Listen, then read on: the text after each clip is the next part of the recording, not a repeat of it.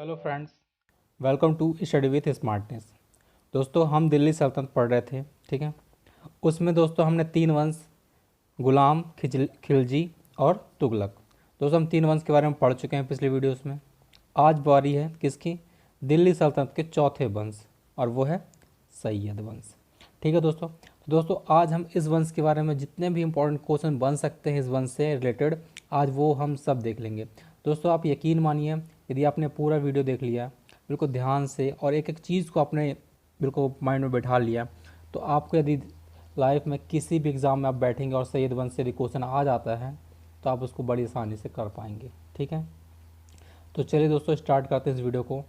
और यदि आपने अभी तक पेन कॉपी लेके नहीं बैठे हैं तो पेन कॉपी लेके बैठिए, पॉइंट डाउन करते चलिएगा, जो मैं नोट्स बताऊंगा आपको वो सब। ठीक है।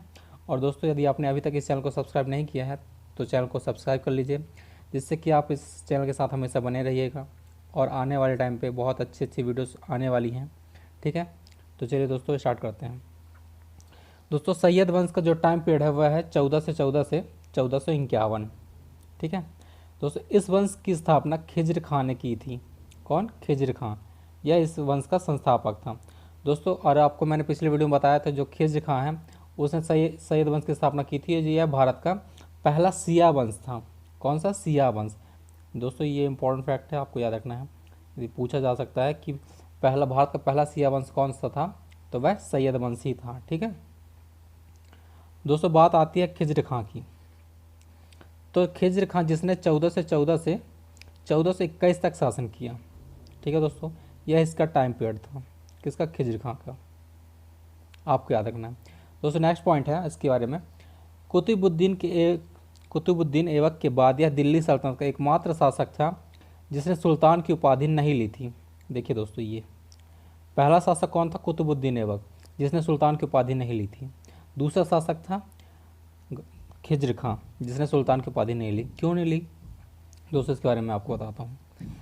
दोस्तों जो बात करते हैं कुतुबुद्दीन ऐबक की, दोस्तों यह भी मोहम्मद गौरी का एक गुलाम था। तो इसने जितने इसने कुल मिला के सिर्फ 4 वर्ष ही शासन किया था। तो इसने 4 वर्ष शासन में ही पूरा यह सिर्फ गुलाम बनकर ही शासन किया था। उसी के जैसे ये है खिज्र खां। दोस्तों खिज्र खां भी तैमूर लंग का सेनापति था। तो दोस्तों इसने कभी भी सुल्तान की उपाधि नहीं ली, बल्कि इसने जितना भी टाइम यदि शासन किया है तो वह सिर्फ सेनापति के रूप में शासन किया है। ठीक है दोस्तों, इसके बारे में एक इम्पोर्टेंट फैक्ट है, आपको बता दूं कि खिज्र खां ने एक उपाधि ली थी और उसी उपाधि के नाम से ही वह जाना जाता था और उसी उपाधि के रूप में उसने शासन किया था। दोस्तों उपाधि का नाम था क्या? रैयत आला। दोस्तों बहुत इंपॉर्टेंट क्वेश्चन है, ये आपके एग्ज़ाम में पूछा जा सकता है कि रैयत आला की उपाधि किसने ली थी। तो आपको याद रखना खिज्र खां ने ली थी रैयत ए आला। ठीक है, आपको ये दोनों चीज़ याद रखनी है दोस्तों। खिज्र खां की मृत्यु 1421 में हो जाती है। कब? 1421, 1421। तो दोस्तों अब बात आती है कि यदि इसकी मृत्यु हो गई तो इसका मकबरा कहाँ है। दोस्तों किसी भी एग्ज़ाम में उसका मकबरा, उसकी राजधानी और उसका शासनकाल ये सब पूछा जा सकता है। तो आपको याद, राजधानी तो पूछी जाती है और मकबरा, ये दोनों इंपॉर्टेंट चीज़ें हैं। ठीक है, तो दोस्तों जो खिज्र खां है इसका मकबरा था कहाँ? सोनीपत में, हरियाणा के सोनीपत में है। ठीक है मौजूद। तो आपको दोनों ही चीज़ें याद रखनी है दोस्तों। इसकी मृत्यु के बाद खिज्र खां का बेटा कौन? मुबारक खां या मुबारक शाह। ठीक है, मुबारक शाह गद्दी पर बैठता है। तो अब उसकी बात करते हैं मुबारक शाह के बारे में। ठीक है, चलिए दोस्तों, मुबारक शाह का जो टाइम पीरियड है वह है 1421 से 1434। ठीक है दोस्तों, इसके बारे में बता दूं ये इंपॉर्टेंट फैक्ट। दोस्तों इसका एक वजीर था जिसका नाम क्या था? बहलोल लोदी। दोस्तों यह अफ़गानी था, अफ़गानी। ठीक है, और इसी अफ़गानी को, मतलब इसी बहलोल लोदी को खाने खाना की उपाधि दी थी। किसने? मुबारक शाह ने। ये आपके दोनों फैक्ट्स इंपॉर्टेंट हैं। ठीक है दोस्तों इसने, मुबारक शाह ने एक इस पे मतलब एक फेमस बुक लिखी है जिसके ऊपर क्वेश्चन बन सकता है, तो आप वो देख लीजिए। इसकी बुक का नाम था तारीख़ मुबारक शाही। क्या नाम था? तारीख़ मुबारक शाही। ठीक है, तो दोस्तों आपको याद रखना है। दोस्तों इसकी मृत्यु हो जाती है 1434 में इसके बाद जो शासनकाल में आता है वह आता है मोहम्मद शाह। ठीक है दोस्तों, मोहम्मद शाह, इसके बारे में अपन अब जानते हैं। दोस्तों मोहम्मद शाह का जो टाइम पीरियड है वह है 1434 से 1445। ठीक है, ये इम्पोर्टेंट है। मोहम्मद शाह ने इसने बहलोल लोदी को अपना पुत्र घोषित किया था।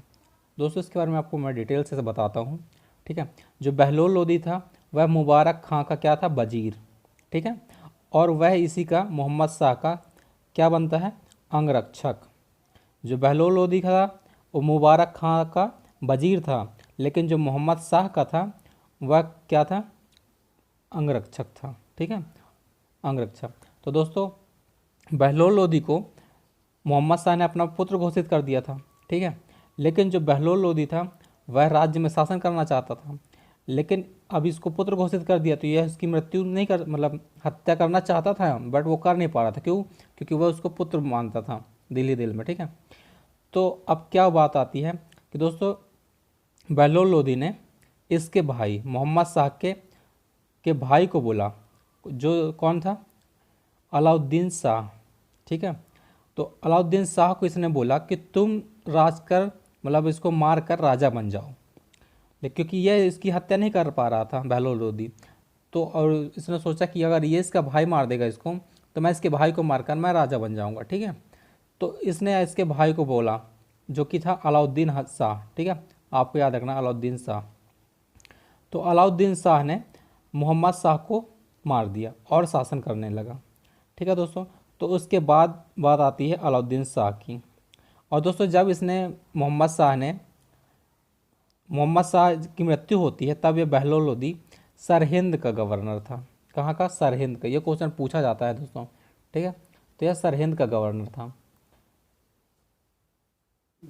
इसके बाद दोस्तों अलाउद्दीन शाह का आलम का जो टाइम पीरियड था वह 1445 से 1451 था। दोस्तों 1451 में अलाउद्दीन आलम शाह ने अपना सिंहासन बहलोल को समर्पित किया। दोस्तों इसने समर्पित नहीं किया था। ठीक है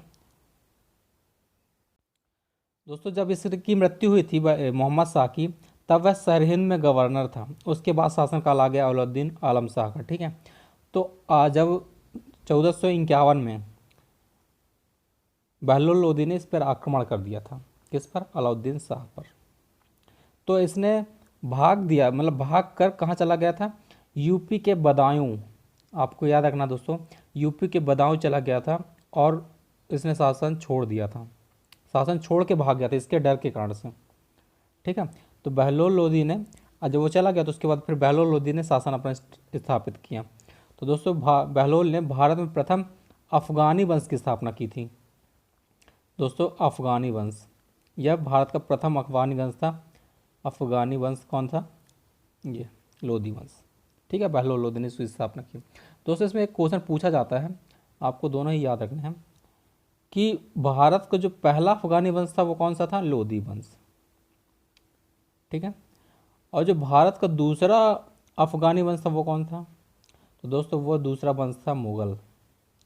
भारत के दूसरे अफगानी पूछे जा सकते हैं तो वो है मुगल। ठीक है, ये पहला और ये दूसरा, आपको दोनों ही याद रखना है। तो दोस्तों सैयद वंश में अपन इतनी इंपॉर्टेंट चीज़ें अपन ने पढ़ी। ठीक है, और आई होप कि आपको ये सब चीज़ें बहुत अच्छी लगी होंगी, पसंद आई होंगी, आपको ये सब चीज़ें समझ में भी आई होंगी। ठीक है, तो यदि आपको ये वीडियो अच्छा लगा है तो प्लीज़ चैनल को सब्सक्राइब कीजिए और इस वीडियो को लाइक कीजिए, और हो सके तो अपने सभी फ्रेंड्स को शेयर कीजिए। ठीक है दोस्तों, चलिए अब नेक्स्ट वीडियो अपन देखेंगे लोदी वंश के बारे में। तो चलिए, थैंक यू।